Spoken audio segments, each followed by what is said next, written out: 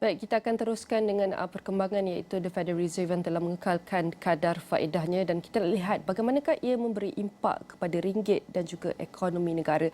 Dan kita mempersilakan tetamu kita yang sudah bersedia dalam talian adalah Abdul Muiz Morhali merupakan pakar ekonomi MIDF Research. Saya ucapkan terima kasih Muiz.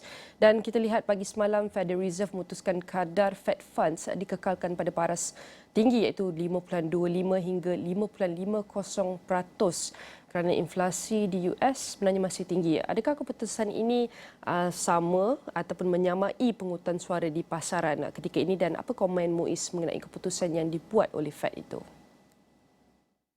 Baik, terima kasih Nina. Keputusan Fed untuk mengekalkan kadar faedahnya pada para sedia ada adalah seperti yang dijangka oleh pasaran. Kami di MIDF Research juga tidak menjangka akan berlaku sebarang perubahan terutamanya pada separuh pertama tahun ini melihat kepada kekuatan ekonomi di Amerika Syarikat dengan peningkatan perbelanjaan dan juga keadaan pasaran buruh yang masih dikira agak ketat. Walaupun begitu, antara perkara yang menjadi berita baik bagi para pemerhati pasaran ialah dari segi mesej terbaru Fed iaitu Fed sekurang-kurangnya masih menunjukkan kadar faedahnya akan dipotong sebanyak 3 kali pada tahun ini iaitu menyamai jangkaan pasaran yang mana pasaran kebanyakannya menjangka Fed akan mula menurunkan kadar faedahnya tahun ini. Jadi tiada kejutan besar sebenarnya daripada apa yang diumumkan oleh Fed baru-baru ini. Ia juga satu perkara yang memberangsakan apabila ahli jawatan kuasa pasar terbuka Fed juga berpendapat ekonomi Amerika Syarikat diunjuk akan berkembang pada paras normal iaitu sekitar 2 ke 2.1% pada tahun ini dan juga tahun hadapan. Ini bermakna prospek pertumbuhan ekonomi Amerika masih kekal memberangsangkan. Dengan inflasi yang kekal tinggi walaupun lebih sederhana berbanding sebelumnya, kesan ke atas ekonomi daripada kenaikan kadar faedah yang agak agresif sebelum ini dijangka tidak akan memberi kesan yang buruk ataupun kesan yang signifikan kepada pertumbuhan ekonomi di sana. Jadi kejutan besar yang telah diumumkan namun ia tetap adalah keputusan yang merangsangkan kepada pelbagai aspek yang telah dikongsikan oleh Muiz dan bolehkah kita katakan bahawa Fed telah mencapai paras yang maksimum dalam usaha mengetatkan dasar moneterinya dan Fed selepas ini dijangka akan memotong kadar faedahnya. Mungkin Muiz boleh kongsikan juga adakah para pembuat dasar Fed mengubah pandangan mereka mengenai unjuran pergerakan kadar faedah di Amerika Syarikat tahun ini atau mereka mahu untuk terus kekalkan faedah funds faedah itu yang tinggi buat jangka masa yang lebih lama. Kami tidak menjangka akan berlaku sebarang lagi kenaikan kadar faedah. Dalam kata lain, Fed telah mencapai paras maksimum dari segi penetapan kadar moneterinya. Tadi saya menyatakan unjuran ekonomi Fed dinaikkan kerana ekonomi Amerika masih berkembang dengan sihat tahun lalu walaupun kadar faedah dinaikkan dengan agresif sebanyak 500 mata asas dari sekitar sifar kepada lebih 5%. Pergerakan inflasi masih menjadi fokus utama bagi saya kerana Fed melihat usaha ataupun tindakan untuk mengetatkan polisi adalah bertujuan bagi mengawal tekanan inflasi. Jangkaan terkini Fed menunjukkan inflasi PCE Trust yang menjadi fokus utama telah pun menurun kepada 2.8% dan ini dijangka akan kekal tinggi walaupun jangkaan Fed ia akan terus menyederhana ke sekitar 2.6% tahun ini. Namun dengan jangkaan inflasi yang lebih sederhana bagi saya ini menjelaskan kenapa ahli FOMC sendiri tidak membuat sebarang perubahan bagi unjuran kadar Fed Funds Rate kerana yang dijangka akan diturunkan kepada 4.6%. Ini bermakna FOMC tidak masih berpendapat dengan keadaan inflasi yang terkawal.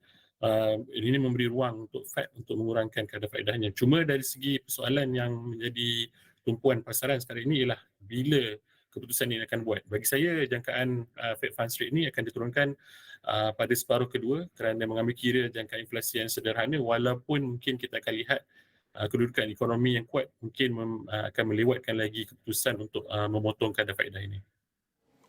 Dengan petunjuk dari Fed juga bahawa kadar faedah di US dijangka akan dipotong tahun ini dan beberapa mata wang asing termasuk ringgit mengukuh semalam ke paras 4.71 berbanding 4.73 sebelumnya. Adakah ini is a good sign yang ringgit akan terus mengukuh?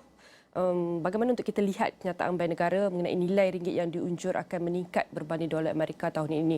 Adakah ia mampu membina sentimen positif untuk menyokong pergerakan ringgit selepas ini, Muiz? Ya, dari segi komen yang dibuat oleh Bank Negara termasuk pihak kerajaan memang ini satu usaha yang baik bagi iaitu untuk menggalakkan lebih banyak aliran masuk dana asing ke pasaran tempatan dan ini jelas menjadi punca utama kenapa kita lihat pengukuhan nilai ringgit daripada hujung Februari ke pertengahan bulan Mac. Dan seperti yang dinyatakan oleh Menteri Kewangan kedua dan juga apa yang dinyatakan oleh Bank Negara, terdapat usaha sama bagi menggalakkan syarikat berkaitan kerajaan untuk membawa pulang pulangan pelaburan mereka iaitu menukar kepada ringgit dan seterusnya saya percaya ini mampu untuk membina lebih banyak keyakinan bagi menyokong kedudukan mata wang tempatan. Cuma seperti yang saya katakan tadi, kekuatan ekonomi di Amerika Syarikat itu mungkin akan melewatkan keputusan Fed untuk memotong kadar faedahnya. Dan kita dapati malam tadi juga pergerakan ringgit melemah sedikit disebabkan keadaan ataupun situasi ekonomi di Amerika Syarikat nampaknya masih bertambah baik. Dan sekiranya sentimen positif ini kalau secara kasar kita memang dapati keputusan kebanyakan Bank Pusat menaikkan kadar faedah menjadi antara sebab kenapa ringgit melemah tahun lalu dan disebabkan jangkaan Fed akan mula memotong kadar faedahnya tahun ini dan kita tidak menjangka Bank Negara akan membuat sebarang perubahan bagi OPR. Ini menjadi antara sebab kenapa kita menjangka ringgit akan terus mengukuh dan fundamental ekonomi yang masih positif dijangka selain dari segi pemulihan ekspor dan juga imbangan akaun masing-masing yang akan dijangka lebih tinggi tahun ini turut sama akan memberi sokongan yang baik kepada ringgit untuk mengukuh berbanding dolar tahun ini. Dan selain laporan tahunan BNM 2023, Bank Negara juga berkongsi unjuran pertumbuhan 4 hingga 5% KDNK bagi tahun 2024 tahun ini dalam laporan ekonomi dan moneteri 2023. Adakah kita patut menjangkakan sebarang perubahan mengenai unjuran pertumbuhan ekonomi rasmi berbanding julat yang diunjurkan dalam bajet 2024? Seperti yang Nina sebutkan, antara perkara ataupun tumpuan utama yang kita lihat daripada segi perbincangan ataupun pembentangan laporan tahunan Bank Negara adalah melihat kepada unjuran pertumbuhan ekonomi negara-negara yang dijangka akan meningkat kepada 4 ke 5% tahun ini berbanding 3.7% tahun lalu. Ini mengambil kira naratif ataupun jangkaan pemulihan perdagangan luar selain peningkatan yang mampan dalam perbelanjaan domestik. Bagi saya ini bukanlah satu kejutan kerana ini adalah satu rumusan yang lebih kurang sama dengan apa yang dilihat oleh para pemerhati ekonomi di pasaran. Saya tertarik dengan pendapat Bank Negara yang melihat kepada keyakinan perbelanjaan pengguna dijangka akan lebih kuat iaitu dengan unjuran pertumbuhan yang lebih tinggi iaitu pada paras 5.7% berbanding 4.7% tahun lalu. Saya setuju kita dapati melihat kepada jumlah pengajian telah bertambah tinggi berbanding jumlah pengajian yang kita lihat sebelum ekonomi dihimpit oleh pandemik. Dan cuma dari segi pihak saya seperti yang saya ada nyatakan pada minggu lalu, sentimen pengguna yang tidak merangsangkan perlu diberi perhatian kerana kita dapati para pengguna masih menyatakan kebimbangan tentang tekanan inflasi. Cuma saya berharap kita masih mampu akan melihat pertumbuhan positif dari segi perbelanjaan pengguna yang turut sama akan memberi sokongan kepada pertumbuhan yang lebih baik ekonomi negara pada tahun ini. Muiz, kita berbakikan seminit sahaja lagi. Bagaimana pula dengan unjuran inflasi? Kerana BNM mengunjurkan jumlah inflasi tahun ini sekitar 2 hingga 3.5% bagi tahun ini, iaitu mungkin lebih tinggi berbanding inflasi 2.5% yang dicatat tahun lalu. Adakah kita perlu bersedia inflasi akan lebih tinggi dan adakah BNM dijangka akan menaikkan kadar OPR tahun ini? Ya, memang secara kasar kita lihat julat yang diunjurkan 2 ke 3.5% itu adalah besar.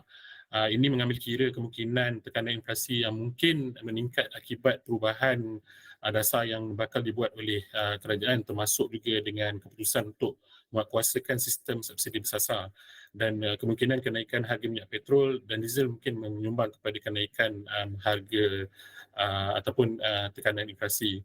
Cuma disebabkan kita memahami tekanan ini berlaku adalah dari segi perubahan dari segi penawaran.